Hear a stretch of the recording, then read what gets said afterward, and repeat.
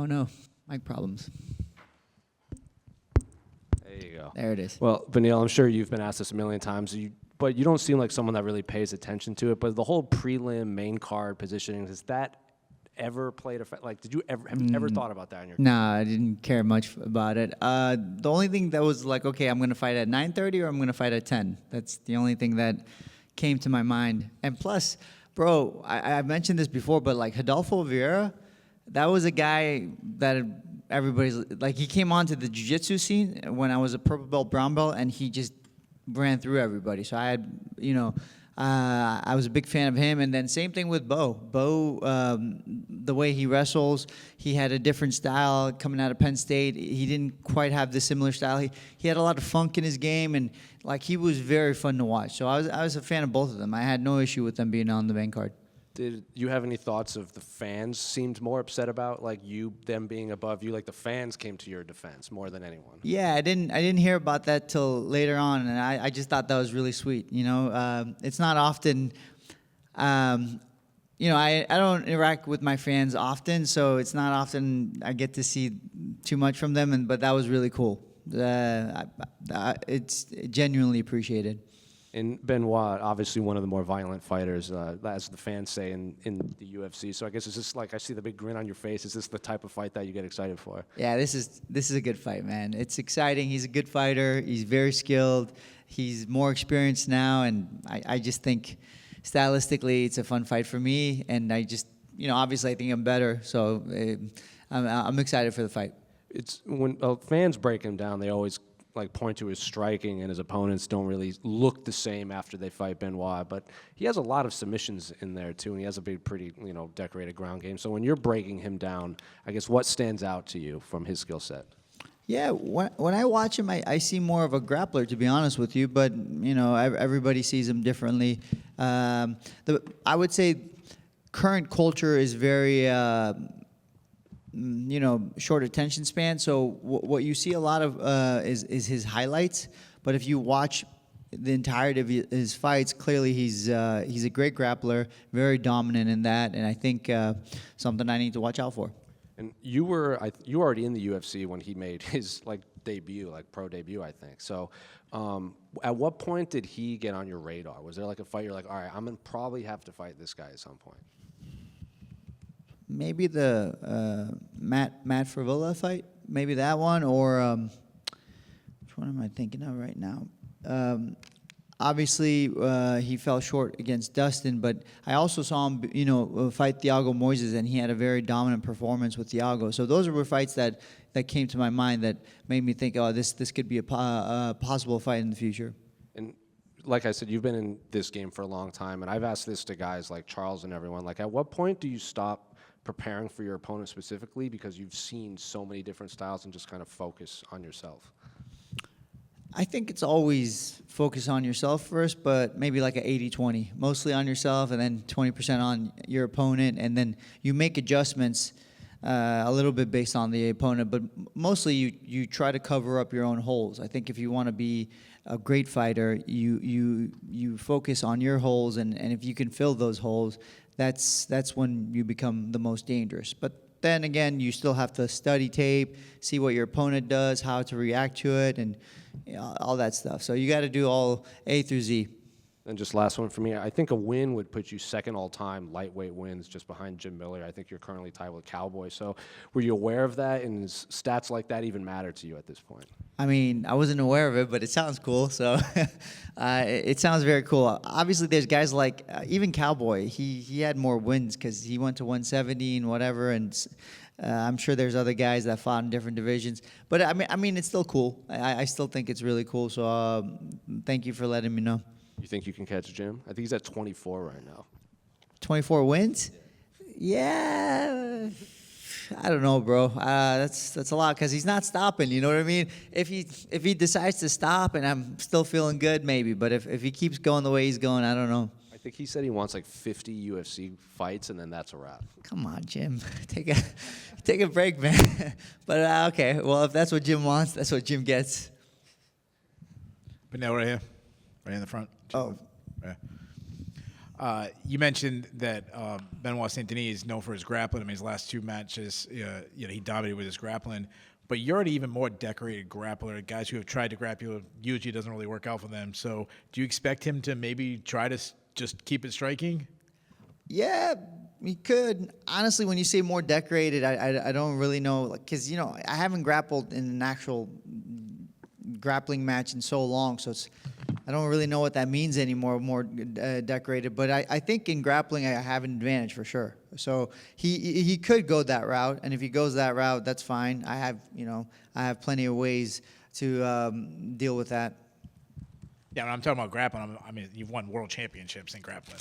Yeah, that was, what was that, 2011 and 2012 and 2010, like white belt, blue belt, purple belt. Like, you know what I mean? It's not like I was in the black belts. I stopped competing after brown belt. So I don't know. Like a brown belt from back then is world champion brown belt. I feel like today would be like a good purple belt. That's how much the sport has grown, which is great. I love seeing it. It's also a very humble answer, too. I think it's just the truth, unfortunately. So Islam was in here, and he kept saying that, he kept talking about legacy. When you decide to hang it up, what do you want your legacy to be? Man, my legacy is Christ. I don't really care what people, look back. I did this for a lot of selfish reasons because I just love fighting. And then, I hope even though I came with for the wrong motivation, I hope that people will remember that the reason I fought was because I had a love for the Lord. I think it's a beautiful answer. And just to bounce off of that, when I think of you, I always think about when you were in Abu Dhabi and you won, and then you stood in a area that is mostly Muslim, and you preached the gospel of Jesus. First, I just want to make sure everybody understands, Abu Dhabi, they were very friendly. And yes, I did preach the name of Jesus in a Muslim majority country, but this is not like, because I have genuine friends who are missionaries, and if in different countries where if they do that in public they would be killed. So I understand that it was not an easy thing to do, but it was not. Sometimes we put too much on it, and I don't want that to take away from the true people that spread the gospel in dangerous areas. I was never in danger, just to be clear. Everybody actually was very nice to me afterwards. They just wanted to make sure they clarified, listen, we believe in Jesus as a prophet and this and that, but there's never any danger, you know what I mean? But Lord willing, I get more chances to do that. I still don't think many people would do what you did. Well, over time, I guess, God will change your heart to do the things you're supposed to do. Good luck to you. Thank you. Beneil, way back here, other side. There you go. Thank you. 25th UFC fight this Saturday night, first time at MSG. When you got this opportunity, what was the reaction like? I'm going to be honest. I was like, man, because I was hoping to fight in Vegas because December, it's just easier, bro. You drive there, it's warmer. Well, I guess maybe not in December, but it's typically warmer, easier to move around. But just when they said MSG, I was like, man, that's going to be special. I don't want to miss out on that. So I think this is. I didn't even realize it, but I think this is going to be like one of the higher marks as far as places I fought. There's 2 other places that I really want to fight in. There's Chicago because of the Syrian fans, and also Australia because of the Syrian fans. So this is, I don't know. We'll see how the fight goes, but after the fight, but this might be the top of the list. Yeah.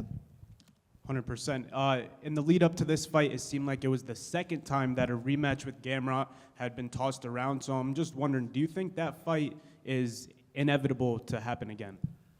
So before I fought Moicano, I actually said yes to Gamrot, and then nothing ever came of it. So then they gave me Moicano again, and then. Recently, I think maybe they were trying to make the fight happen, but then he ended up fighting with Charles. Honestly, I don't know, bro. Right now, I got a pretty tough guy in front of me. I'm not really focused on Gamrot. And to be honest with you, to fight a guy that tough, ideally, I'd like to do it, in a situation where there's a belt on the line. I don't want to fight where like he's number 8, I'm number 9, and we just switch places or we stay the same. I want it to be a little bit more value in terms of rankings.